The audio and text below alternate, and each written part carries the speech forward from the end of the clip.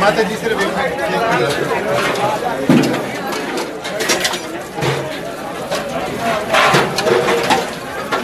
Ma'am this side एक minute माता जी सिर्फ एक मिनट आप खाली ले लो चाहिए ठीक है।